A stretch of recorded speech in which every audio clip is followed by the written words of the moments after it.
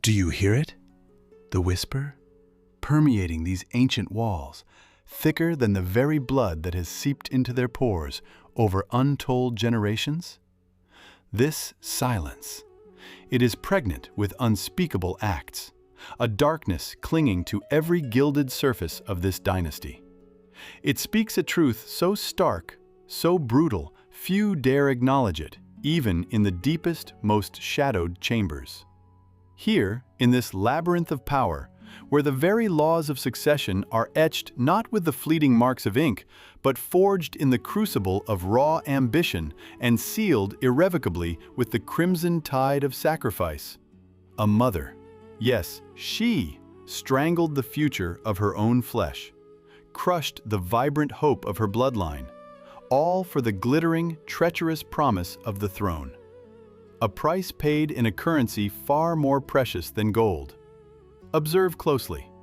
A long, spectral shadow now stretches across the lustrous expanse of ancient marble, mimicking the coiled serpent of betrayal. It dances where once, perhaps, a child's innocent laughter briefly defied the palace's grim solemnity, now forever swallowed by ambition. And there, almost lost amidst the grandeur, a single, delicate wisp of silk. Abandoned, trampled into the cold, indifferent stone. A fragile thing, once vibrant, perhaps a token of tenderness, now merely a faded memory, poisoned by this court's very air. It lies there, a silent, eloquent testament to what is irrevocably lost, to the profound emptiness left in the wake of such a deed. Understand this.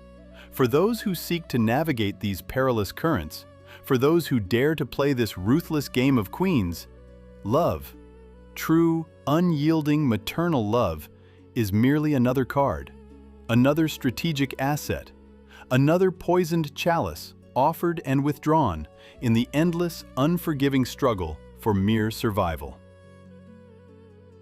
Listen closely now. The Sultan's chamber, gilded and grand, yet it breathes whispers. You felt it, didn't you? That subtle tremor beneath the silken tapestries, a shift in the very air. A sudden, sharp hook of fate, then the slow, deliberate unfolding of power. Here, gold gleams not merely as decoration, but as accumulated weight. Each intricate inlay on these walls tells a tale of conquests and forgotten kings. Each pattern a testament to a dynasty's relentless will. The heavy brocade, rich as spilled blood, drapes figures whose faces are masks of serene authority, hiding minds sharp as Damascus steel. And the air. Ah, the air itself. Thick with the scent of exotic spices, frankincense, ambergris, jasmine, yes, but beneath that fragrant veil, a more primal aroma lingers. The subtle, undeniable breath of ambition, of betrayal waiting in the wings, of secrets pressed deep into the very foundations of the palace. This is not merely a home. It is the beating heart of an empire, a crucible where souls are forged and broken. At the heart of this gilded cage sits the Mother Sultan. Her eyes, do you see them? They have witnessed the empire's dizzying ascent and the quiet decay that follows every zenith. Too many dawns have broken across her formidable will. Too many sunsets bled across her silent judgments. She is the rock, the unyielding earth upon which this bloodline stands, its very foundation. Her wisdom, forged in countless battles unseen by men, has become a heavy cloak of silk and steel. She understands the true cost of the throne, the silent calculus of power. Then there is the sun. The heir. He moves with the restless grace of a young lion, his spirit aflame. His youth, a dangerous brilliance, promised not just to illuminate the path forward, but to scorch it clean. To burn away not only their enemies, but perhaps the very ground his mother had so carefully cultivated. There was a zeal in his gaze, an impatience that thrilled the court and unnerved the wise. A force of nature, untamed, untamable. a delicate balance disturbed by whispers of ancient prophecies, tales from forgotten scrolls, speaking of a reign of unprecedented glory, yet demanding an unthinkable cost. Envy, a serpent coiling in the heart of the court, began to stir, its scales gleaming in the shadows. Envy for his burgeoning power, for the love he commanded, for the way the future seemed to bend to his will. And always the unwritten laws of this dynasty, brutal and demanding, that spoke of sacrifice, of necessary evils to secure a throne built on generations of ambition and quiet murder. The poison of suspicion, slow and insidious, began to seep into the foundations. This was the fragile moment when the future of an empire hung suspended, and no one was to hear how these seeds of discord were sown in the profound, suffocating silence of the harem. The air in the Sultan's chamber, heavy with the scent of aged rose and smoldering sandalwood, often held unspoken truths. But this night, it was thick with a tension that suffocated even the defiant flame in the oil lamps. She sat, as ever, upon her cushions of deepest crimson, her form a stark silhouette against the latticed window, the distant city lights mere glimmers in the velvet dark. Her son stood before her, not bowing, not even truly meeting her gaze, but looking through her, as if she were a ghost, a relic of a past he was eager to bury beneath the weight of his own ambition. He moved with a restless energy that crackled, a barely contained storm. He spoke, his voice resonating with an unshakable certainty, of his regiments, his hard-won victories on the eastern marches, the whispers of his name carried on the desert wind, growing louder, more insistent. He spoke of the future, of a new era, his era, where the empire would stretch further, where his will alone would forge a destiny grander than any before. His words, sharp and glistening like newly forged steel, chipped away at the very edifice of her authority, not merely questioning it, but eroding it, brick by painstaking brick. He spoke of ancient alliances she deemed vital for stability as mere shackles, of traditions she saw as the sacred anchor of the dynasty as crumbling superstitions. "Mother," he began, his voice laced with an impatience that grated on her very soul. "The bloodline must evolve. Stagnation is decay. The world shifts, and we must shift with it, or be crushed beneath its heel. Your ways, while revered, belong to yesterday. Today, new strength, my strength, must guide the empire." He spoke of his vision for the dynasty, as if the dynasty were his alone to command, as if her decades of blood and silk, of poison and prayer, of brutal calculation and quiet sacrifice, had meant nothing. He spoke of taking the reins, not as her worthy successor, but as her inevitable replacement, his ambition a burning brand pressed against the fragile skin of her reign. He had grown too tall, too bold, too certain of his own ascendancy. He had mistaken her patience for weakness, her silence for acquiescence, the deep wisdom for a fading light. He saw only the crown, not the thorns that crowned her head, nor the endless nights she had spent guarding its every jewel. He saw only power, not the cost.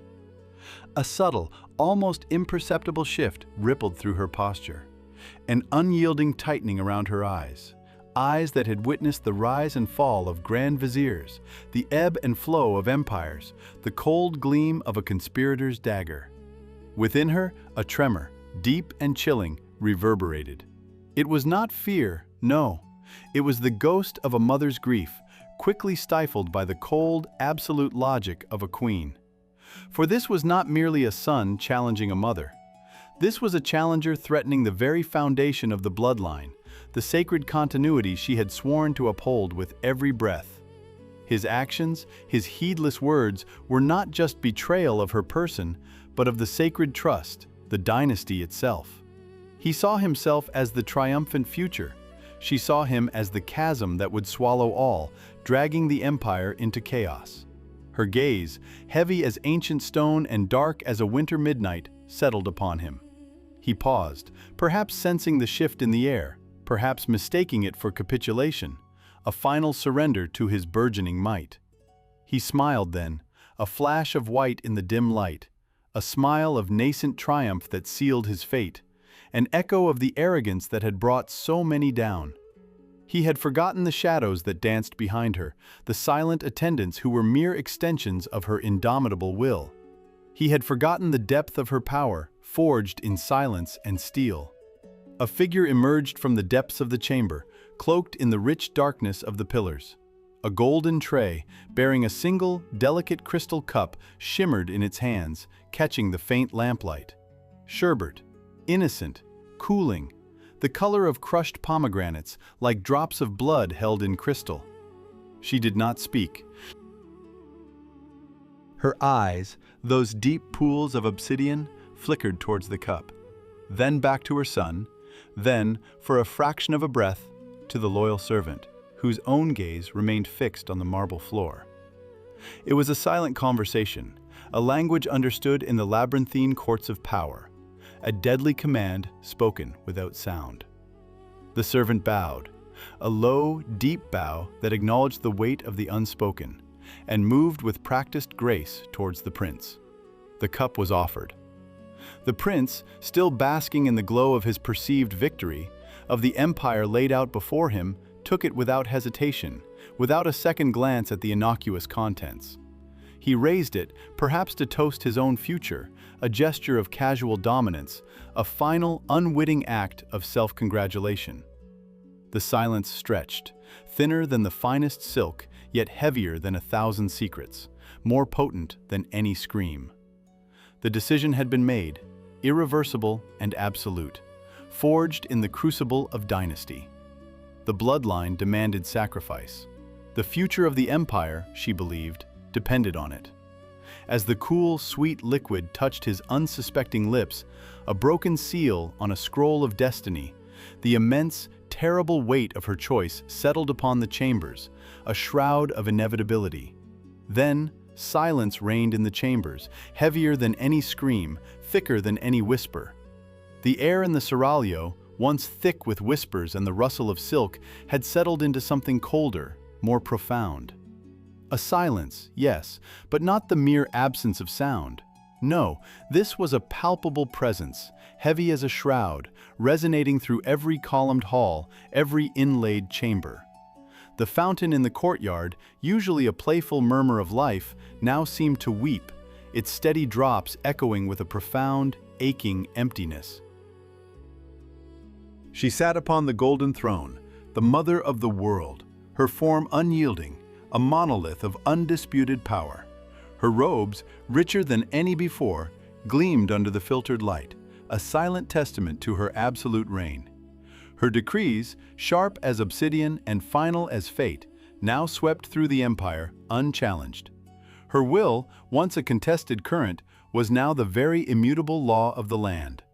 No longer did the treacherous rustle of a rival's silk, nor the distant murmur of a son's dangerous ambition dare to ripple the stillness around her. It was a perfect, terrible quietude. And yet, look closer. Beyond the dazzling jewels, past the imperial gold that proclaimed her triumph. See the eyes, those deep, ancient pools. Do you not glimpse the ghost of a shadow there?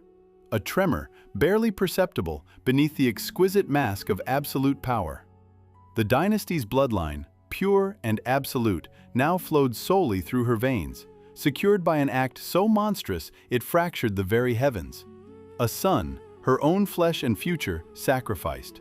A mother's hands, once cradling his infant form, now stained with the crimson truth of her ambition. The ultimate price of such supremacy, you ask? It was paid not in gold, nor in territories gained, but in the shattering of her own soul. The echo of a final breath, perhaps, smothered by the finest silk. Or the sharp, bitter taste of a poison administered, its venom meant for another, yet searing her own heart in a way no blade ever could. This was the true betrayal. Blood of one dynasty spilled by its own hands to preserve what, precisely? A mere crown? A precarious legacy? Or simply the illusion of control in a world forever governed by ruthless chaos? The empire, for its part, would eventually rally. It always does. But the heart of its matriarch?